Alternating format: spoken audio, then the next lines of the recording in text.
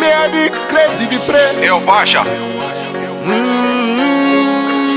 Ininda pindira mure Smash maker Stone 79 songu ya ndanyora aisi yerudo zvandikwedza kutaura isi songu ya noxi ndanyora songu iyi pasina bhara zipi meaning to say haisi songu yemajoksi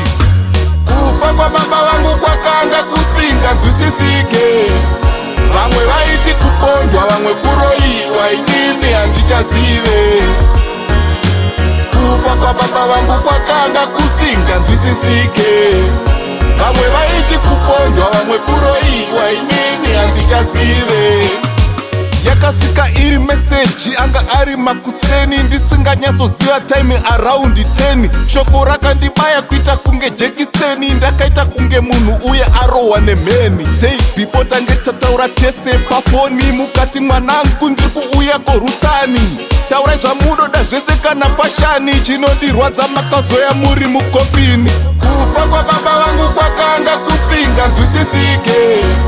vamwe vaiti kupondwa vamwe kuroyiwa inini handichazive kufa kwababa vangu kwakanga kusinga nzwisisike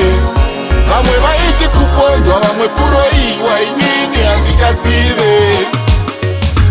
dzimwe nguva inini ndinochema mupfungwa mune hondo vakuru itai munditsanangurireho dzimwe nguva inini handirare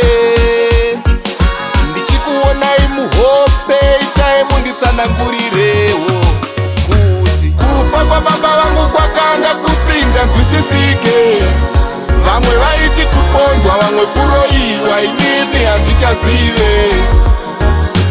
kufa kwababa vangu kwakanga kusinga nzwisisike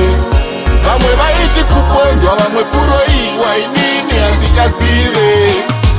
zvinondirwadza zvondirwadza ndikazvifunga dai muripo pano tisingararire tsunga tichidya chekulefti pamwe nemupunga ndasuwa dhiringi moti mwana wangu puhwa bati zvinowanikwa laifi gozi oni asi hazvizi nyore sekutsenga poloni kwamuri kokodhedhi vangu muri seko chingondibipai kana kwamuri kune foni kufa kwababa vangu kwakanga kusinga nzwisisike vamwe vaiti kupondwa vamwe kuroyiwa inini handichazive kufa kwababa vangu kwakanga kusinga nzwisisike vamwe vaiti kupondwa vamwe kuroyiwa inini handichazive akasiya mwana achiri kachete usatirozita takazobetserwa natete chokwadi vakuru nyaya yangu handiinzwisise